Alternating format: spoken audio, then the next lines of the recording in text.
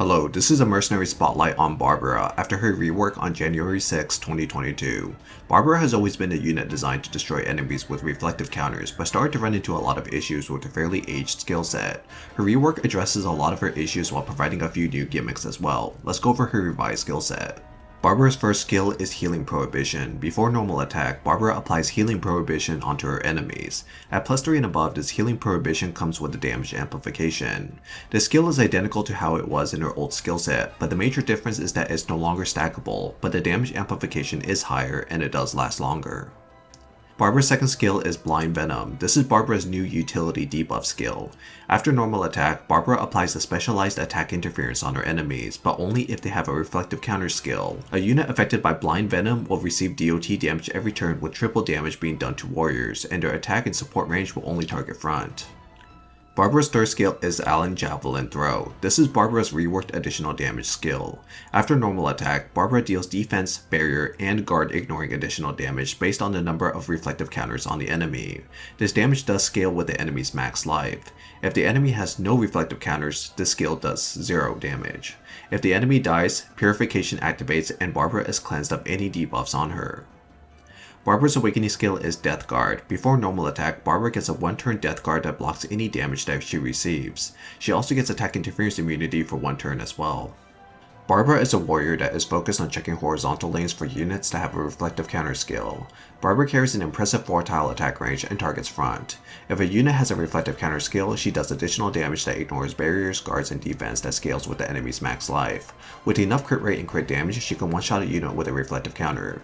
In the rare circumstances that they can survive, they'll be left with a debilitating attack interference that not only deals fixed DOT damage, but also forces their attack range to the front.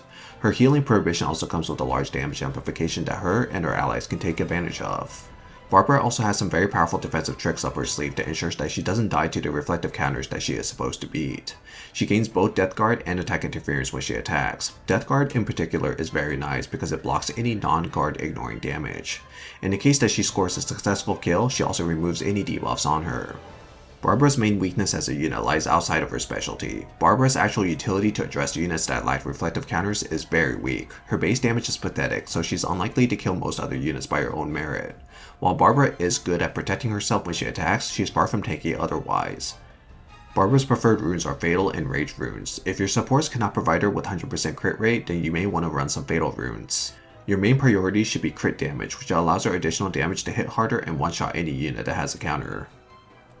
I'll go over what Barbara counters. Reflective counters are easy prey for Barbara, and you probably noticed already unless you were asleep for the last 3 minutes. Any skill that is classified as a reflective counter will trigger Barbara's additional damage. Granhilder, Celia, Levia, Seto, Glacia, Larkus, Elise, Asmode, Kaelin, and Astrid are easy pickings for Barbara.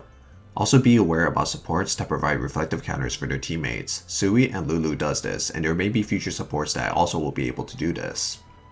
Barbara is pretty decent at addressing Mammonier, but Mammonier does survive due to her own immortality mechanic. Barbara's attack interference that applies a poison-like DOT is designed specifically for Jhin, especially the Jhin and Galania combo that you may see in World Arena.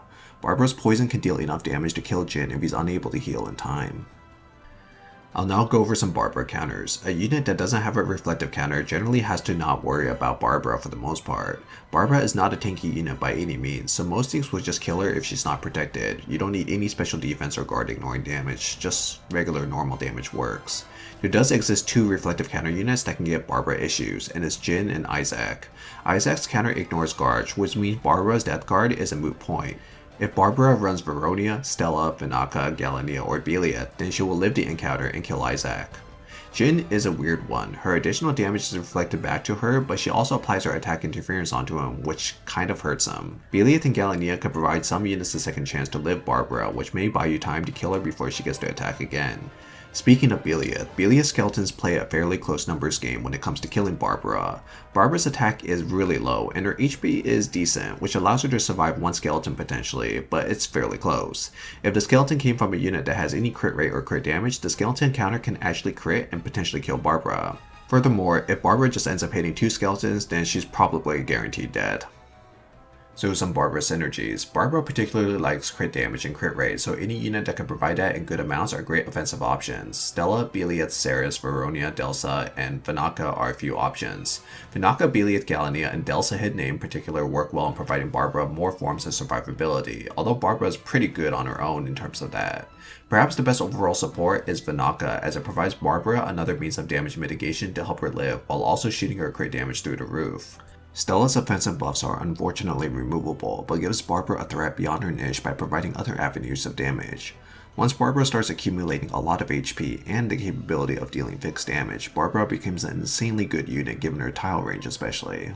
Barbariba, not to be actually confused with Barbara, is nice to killing off stragglers that may survive Barbariba because Belieth saved them. In terms of offensive synergies, Barbara works well with other front attackers who can clear out the remains of what she left behind. Alec, Victor, and Dwayne are very good options. Okay, so for my opinion, Barbara's concept as a character was never bad actually, and when I heard that she was getting reworked, I felt like all she needed was to actually kill the units that she was designed to kill and just be less prone to dying herself. And her rework was precisely just that. Barbara's skills may have shuffled around, but it's kind of the same girl that we still know. She now ignores guards and barriers while also having Death Guard, Debuff Cleanse, and Attack Interference while attacking. Lo and behold, she's back to terrorizing counter units again.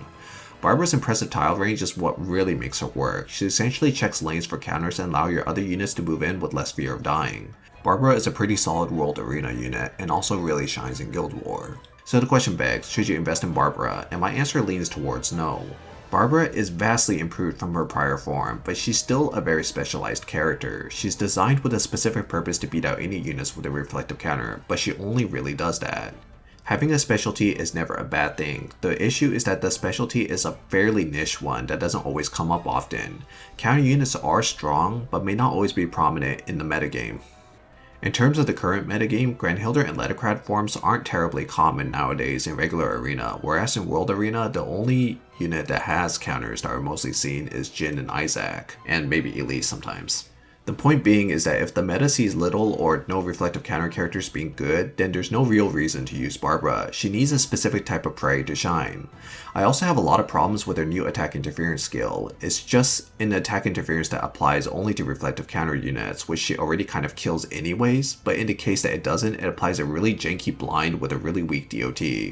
Not to mention it doesn't work on debuff immune units, and a lot of characters with counters also have debuff immunity or at least attack interference immunity.